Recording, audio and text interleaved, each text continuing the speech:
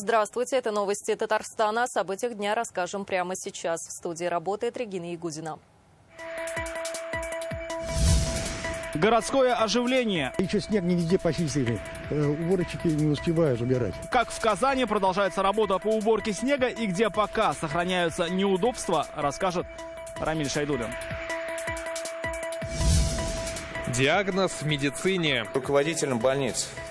Дается вам время для исправления ситуации. По итогам полугодия подведем результаты с возможными кадровыми решениями. О каких болевых точках здравоохранения республики сегодня говорили на итоговой коллегии ведомства, расскажет Рамиль Галиулян.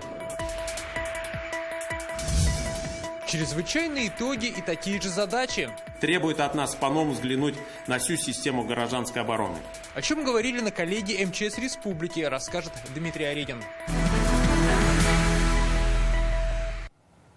Горы снега, не до конца очищенные трассы, переполненные мусорные контейнеры во дворах, полупустые АЗС и прилавки в магазинах. Третий день после снегопада, но проблемы все те же. Город по-прежнему отходит от бурана, а техника не может добраться до пункта назначения. И сейчас мы увидели, насколько мегаполис зависим от логистики. Репортаж Рамиля Шайдулина. Пока город приходит в себя, снег покидает город. С дорог и улиц его свозят на снегоплавильни. И вот такие места складирования снега. Только здесь, в Советском районе, его накопилось уже несколько футбольных полей. Высота примерно с двухэтажный дом. КАМАЗы грузят снегом под завязку, чтобы за рейс вывести максимальное количество. Да и машин едва хватает. Заняты все снегоплавильни и постепенно заполняются 11 мест временного складирования. Техника теряет время в пробках. В Казани уже третий день заторы в 9-10 баллов. Вообще не чистят. У нас на Айдарова трамвайные пути только вот сегодня начали чистить. Ужас просто, там что творится. Плохо расчищенные места вот возле перекрестка, потому что где 3-4 полосы было, там только 2-1 остается. Получается сужений. Уже час стоим, да, когда вот этот бардак кончится. Да вот уже сколько я, 40 лет водителем работаю, да, и такой бардак творится. Это крах божий. Транспортный коллапс повлек за собой мусорный. Сначала техника не могла подъехать из-за сугробов. В дни метели не смогли вывести половину отходов. Вот двор в Дербышках. Горы мусора не уступают снежным. Третий день, ну вот это, да. А так вообще у нас всегда порядок. Вот в выходные мы привыкли, но потом убирали.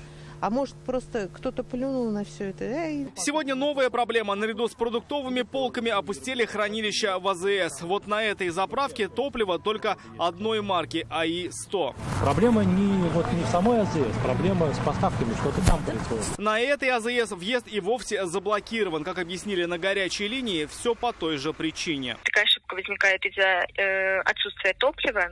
На данный момент просто наблюдаются временные трудности с поставкой топлива на некоторые АЗС в некоторых регионах, поэтому стоит знак именно по этому поводу. С нехваткой топлива рядом марок автомобилисты в эти дни столкнулись и на заправках Татнефти. Вот как ситуацию прокомментировала сама компания. АЗС во время снегопада работали в штатном режиме. На ряде из них могли наблюдаться сбои по обеспечению топливом, связанные с погодными условиями. Однако руководством компании предпринимались максимальные усилия по нивелированию возникающих рисков. Экстренные службы обеспечивались в полноценном режиме. По нашим данным, сегодня или завтра, максимум к обеду, ситуация с поставками должна нормализоваться. С вопросом по нехватке бензина мы обратились в Ассоциацию предприятий нефтеобеспечения. Проблемы есть и с железной дорогой. Железная дорога не может вовремя подать, убрать вагоны.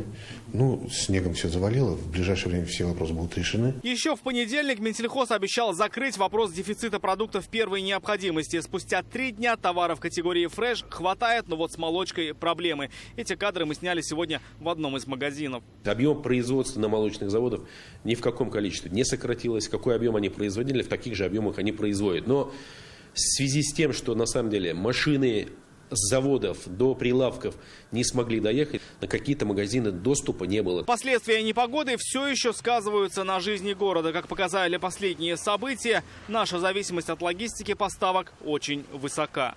Рамиль Шайдулин, Алмаз Единов, ТНВ, Казань. Мэр Казани Ильсур Медшин поручил к концу недели расчистить дороги, по которым курсирует общественный транспорт. Сегодня он провел выездной штаб по ликвидации последствий снегопада. Сотни жалоб поступают на работу автобусов.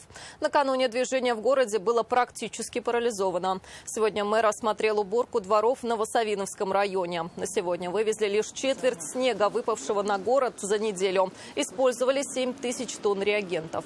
Также пояснили, почему пассажиры уже третий день стоят на остановках автобусов и троллейбусов, ждут по 30-40 минут. Но зайти в салон многим не удается, так как транспорт приезжает переполненный. Как сообщили в столичном комитете по транспорту, все автобусы находятся на маршрутах. Но главной проблемой остаются брошенные вдоль дорог машины и «Газели», неочищенные автобусные полосы, а также ДТП. Дело в том, что растянутый интервал между подвижным составом, то есть между автобусами. Это является следствием того, что транспорт задержится в тех же пробках. Понимаете, из-за этого растягиваются интервалы между автобусами. Когда интервалы нормализуются и дорожная обстановка, соответственно, тоже станет стабильной, как минимум там 5-7 баллов, уже будет нормально действовать общественный транспорт, автобусы, все будут всех вывозить. Для понимания, в год мы вывозим до 900 тысяч тонн снега со всей Казани в течение всего зимнего периода. Только за неделю выпало более 1 миллиона тонн на дороге 1 и 2 категории. Это не включая поселки, не включая дворы. Это тот снег, который мы должны вывезти. Люди буквально валятся с ног, потому что работают ночью. Мы слышим справедливо, что говорят, где техника. Когда люди едут на работу, и когда едут с работы, безусловно, мы коммунальную технику убираем. Работаем только в ночь до утра и работаем в те периоды, когда не затруднено движение. Бывшего ректора КХТИ Сергея Юшко оправдали по делу о мошенничестве. Вердикт спустя 2 года с начала процесса сегодня вынес Вахитовский районный суд Казани. Сергея Юшко задержали еще в 2020-м и обвиняли в 2 эпизодах мошенничества в особо крупном размере – более 11 миллионов рублей. По материалам дела экс-ректор с 2004 по 2017 год фиктивно занимал в ВУЗе должности декана и заведующего кафедрой, а в это время работал в технопарке «Идея». Зарплату по версии следователей получал сразу с 2 мест. Как следует из дела, в 2013-м Юшко незаконно заработал на организации семинаров для сотрудников университета. Договор между технопарком и КНИТУ подписали почти на 1,5 миллиона рублей. Сами курсы обошлись в 129 тысяч. Остальное, считают следователи, экс-ректор присвоил. Но сегодня, спустя 4 года, что длилось расследование, суд снял Сергею Юшко обвинение из-за отсутствия состава преступления. За ним признали право на реабилитацию, сняли арест с имущества и меру пресечения в виде подписки о невыезде. Однако прокуратура с таким решением Фемиды не согласилась и намерена обжаловать решение. Государственное обвинение с судебным решением не согласно и намерено его обжаловать в апелляционном порядке. Ранее в прениях представитель прокуратуры запросил для подсудимого наказания в виде 6 лет и 7 месяцев лишения свободы с отбыванием в исправительной колонии общего режима со штрафом в размере 700 тысяч рублей в доход государства. Прокуратура авиастроительного района Казани завершила проверку по факту взрыва газа в столичной многоэтажке. Напомним, 9 января в одной из квартир на Максимова произошло ЧП. Ударной волной выбило стекла на кухне и межкомнатную дверь. Загорелись шторы. Пожар потушили до прибытия МЧС. Как выяснила прокуратура, причиной взрыва стало нарушение при монтаже газовой плиты сотрудниками Казань-Горгаза. Ведомство потребовало устранить причины нарушения, а также наказать виновных сотрудников. Как никогда проблемной оказалась сегодня итоговая коллегия Минздрава. Здесь озвучили болевые точки татарстанской медицины. Так, в ряде районов показатели детской смертности не снижаются много лет. Проблема нехватки кадров по-прежнему мучает почти все больницы и поликлиники. Татарстанцев не устраивает отношение к себе как к пациентам. Именно эти вопросы предстоит решать Минздраву в этом году. Тем более финансовые вложения в систему колоссальные, больше 100 миллиардов. Как по нацпроектам, так и из бюджета республики. Рамиль Галиуллин о самом главном и ждать ли кадровых перестановок в руководстве районных больниц. Под аплодисменты! 24 новых авто. Все сегодня разъедутся в районы республики. Транспорт медикам Татарстана вручает Рустам Минниханов. На церемонию приехала помощник министра здравоохранения России Оксана Гусева. Медицина, качество жизни Они взаимоувязаны, и, конечно же, первичная медицинская помощь, высокотехнологическая медицинская помощь – это комплекс мер, которые позволяют повысить качество жизни наших граждан. Поэтому добрый путь, чтобы транспорт работал во благо здравоохранения нашей республики. Передача машин скорой помощи – это фактически вручение вам второго дома. Большую часть своей жизни вы проводите, конечно, на работе, спасая жизни наших граждан. Поэтому низкий вам поклон. За последние 3 года в республике по национальному проекту здравоохранения закуплено 526 автомобилей скорой помощи. Медики подчеркивают, от состояния техники зависит качество работы и оперативность. Все новые автомобили, до этого тяжело было. Сейчас каждый год 2, 3, 4 новые машины мы получаем. Машины теплые, комфортабельные, мягкие. Для оказания помощи каталки есть, там кислород. Все самое необходимое есть. В Татарстане продолжается модернизация всей системы здравоохранения. В прошлом году по нацпроекту и республиканским программам на это выделили 119 миллиардов рублей. Об этом говорят уже на итоговой коллегии ведомства. В 2023-м удалось на 4,5% снизить показатель смертности. Чаще всего татарстанцы умирают от болезней систем кровообращения и онкологии. По младенческой смертности республика на 3-м месте в ПФО. В зону жесткой критики сегодня попал Альметьевск. Только в прошлом году район потерял 9 младенцев.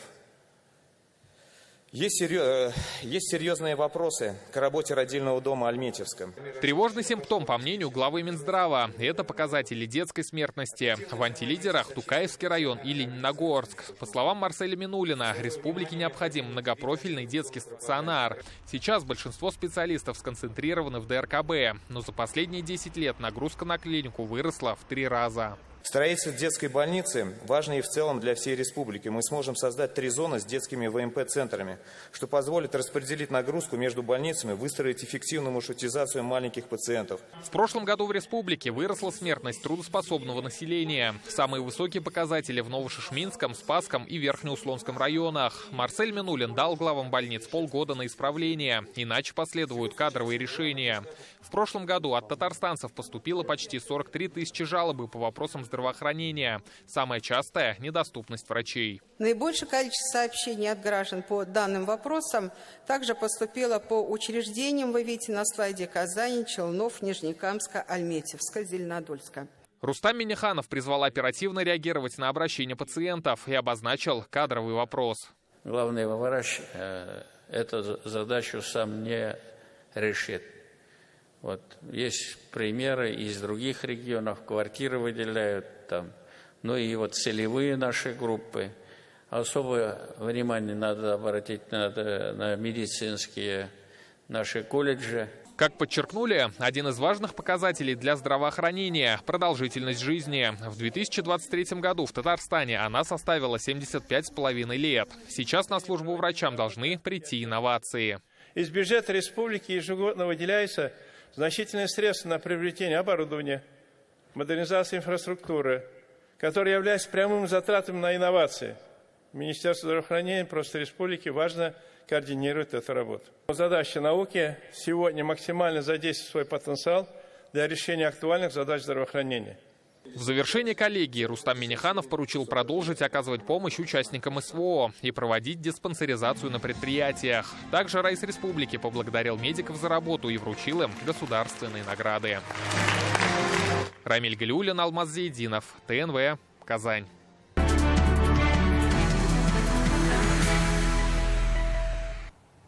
К теме медицины мы еще вернемся, сейчас к другим темам. Сегодня в Казань самолетом из Москвы доставили частичку пламени семейного очага «Сердце России». Ее накануне зажгли на ВДНХ на церемонии открытия Года семьи с участием Владимира Путина. В Татарстан ее привезла молодая семейная пара Самат и Сюмбель Зияддиновы. Народными танцами и песнями сегодня молодоженов встретили в Казанском аэропорту.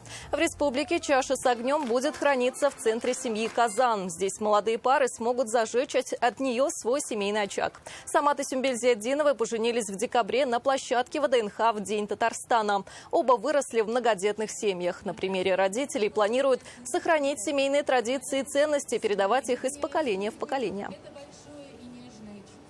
очень гордимся этим. Не только для республики, но и для всего ПФО, федерального округа. Мы очень рады, что выбрали именно нас. Поэтому благодарны республике. Мы надеемся, что в нашей республике в 2024 году будет создано много семейных союзов, которые станут оплотом, которые станут основой социально-экономического процветания нашей республики, где будут звучать звонкие детские голоса, где будет радость, смех и благополучие наших семей. Сегодня в Татарстане открыли год семьи. Его объявил в России президент Владимир Путин. В Казанском Кремле сегодня чествовали 11 многодетных семей республики. Мы должны обеспечить широкое распространение традиционных семейных ценностей и опыта больших крепких семей, отметил Рустам Минниханов. Многодетных семей в республике сегодня 50 тысяч. С некоторыми героями года семьи познакомилась Лина Зинатуллина. Рустам Нургалиевич Минниханов. Торжественный прием лучших семей республики в Казанском Кремле уже традиция. На этот раз повод особенный. Встреча открывает год семьи. Приветствуя родителей и их детей, Рустам Минниханов напомнил, накануне открытия года семьи состоялось на ВДНХ в Москве. 23 января текущего года президентом Российской Федерации Владимиром Путиным подписан указ, который на федеральном уровне закрепляет статус многодетных семей и определяет меры поддержки для них.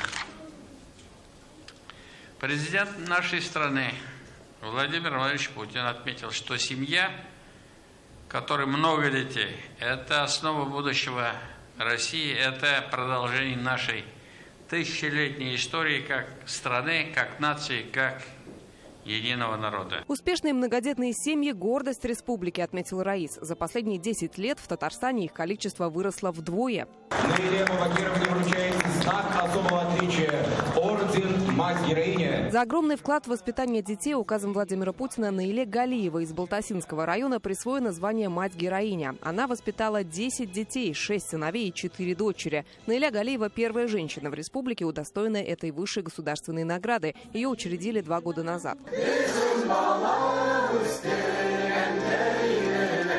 Семья Галиевых уже знакома нашим зрителям. Мы не раз рассказывали об их судьбе. Наиля Галиева и ее муж из многодетных семей. Их дети стали медиками, педагогами, фермерами, механиками. Сейчас у Наили Абубакировны 18 внуков и 1 правнучка. Нам дети всегда помогали. Перед тем, как пойти доить корову, тесто замесить успеваю. Пока я приду, девочки уже все испекут. Мальчики за живностью смотрели. Мы очень благодарны родителям. Главное, что они воспитали в нас, это любовь к друг другу. У нас очень крепкие родственные связи. Друг за друга горой. У Иршата и Чулпан Ханифовых из Аксубаевского района 5 детей. Старший студент, младшему всего 4. За заслуги в укреплении института семьи указом Владимира Путина они удостоены медали ордена «Родительская слава». Сначала я не поверила, конечно. Потому что очень долго я ждала этого момента. Медаль ордена «Родительская слава» получила и казанская семья Гранковских. Андрей и Светлана тоже воспитывают 5. От всех семей, собравшихся в этом зале, прекрасно мы хотим поблагодарить руководство Республики Татарстан и руководство России за внимание и поддержку, оказанную нашим семьям.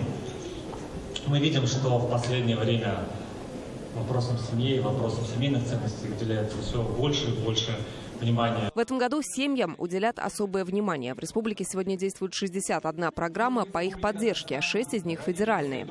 Наша задача – обеспечить широкое распространение традиционных семейных ценностей и позитивного жизненного опыта больших крепких семей. Сегодня ордена и медали вручили 11 семьям со всей республики. В самой большой столько же детей. Лена Зинатуллина, Сергей Кузьмин, ТНВ Казань.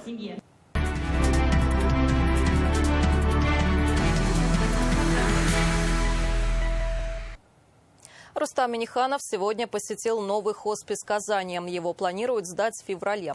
Фотографиями он поделился на своих страницах в соцсетях. Раис республики поблагодарил председателя правления фонда имени Анжелы Вавиловой, Владимира Вавилова и всех причастных, благодаря кому в городе появится новый современный центр на 42 местных палат.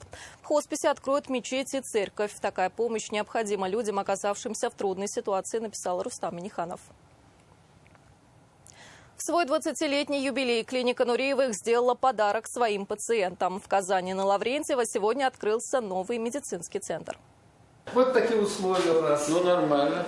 Одним из первых, кто оценил новое детище клиники Нуриевых, стал Рустам Миниханов. Именно его распоряжением в 2019 году был выделен участок под строительство этого медцентра. Теперь он открыл свои двери и не только для татарстанцев. Клиника Нуриевых известна далеко за пределами республики. Клиника Нуриевых располагает 8 клиниками.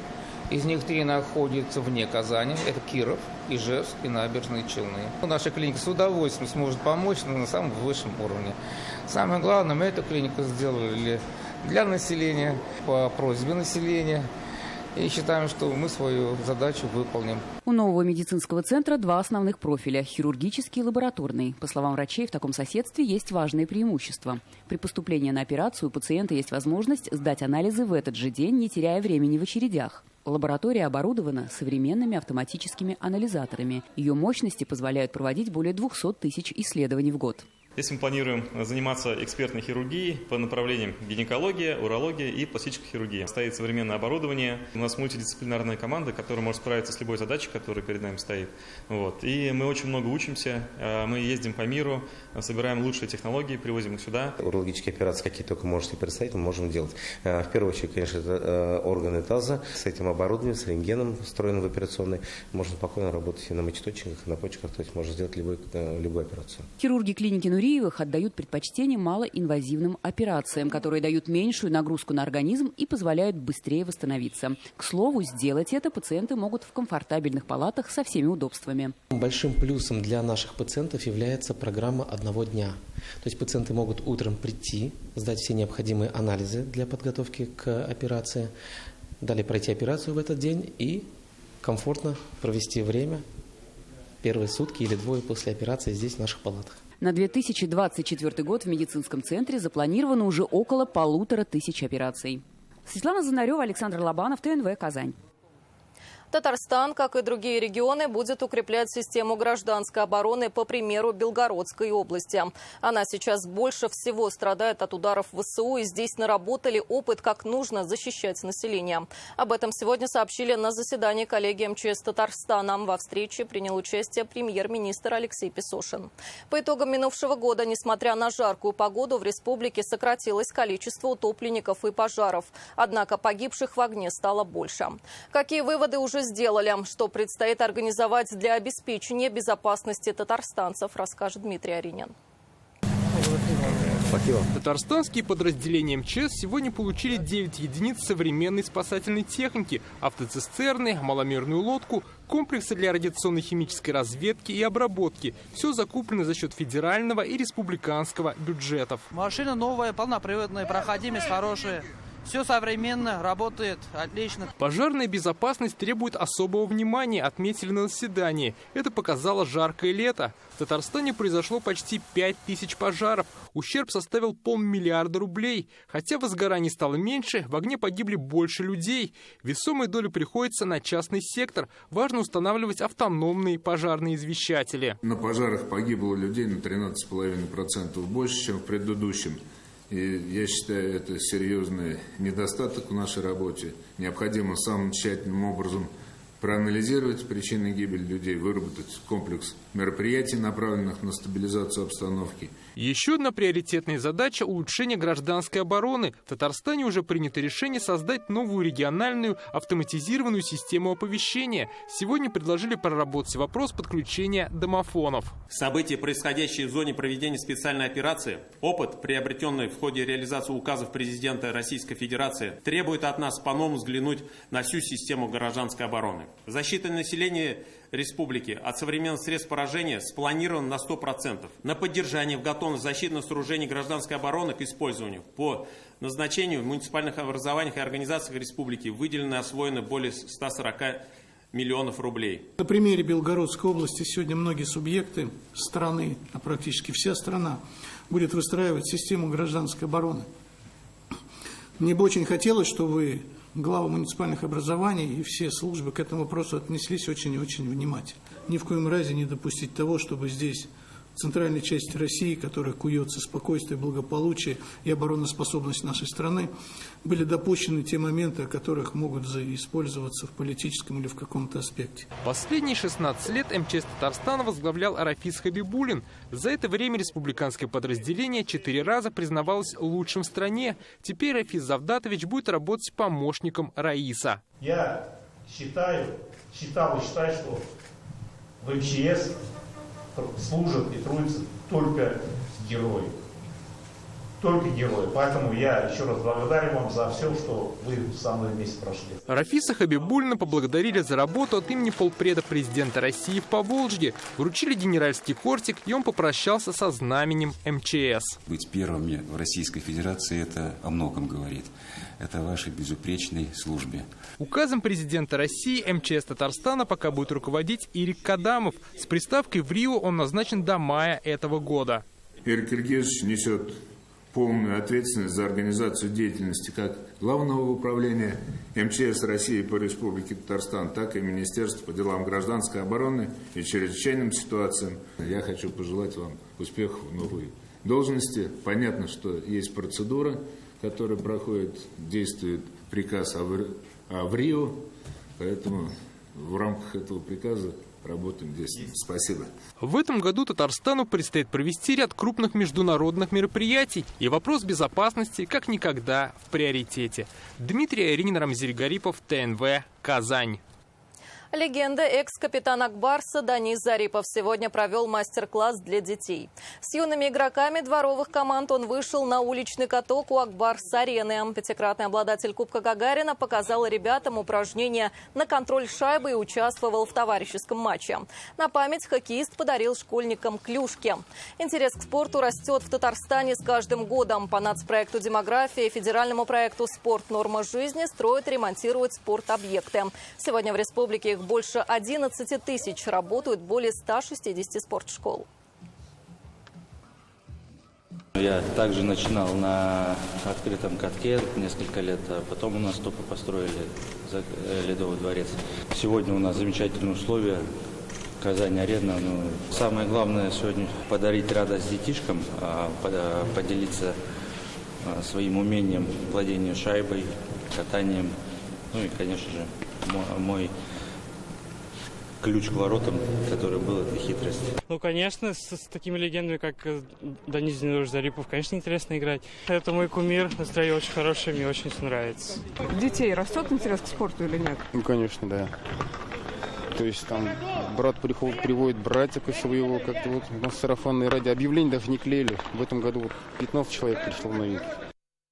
Это были новости Татарстана. Еще больше информации в нашей группе ВКонтакте и Телеграм-канале. Сейчас прогноз погоды с Динаром Батрудиновым. До встречи в 21:30.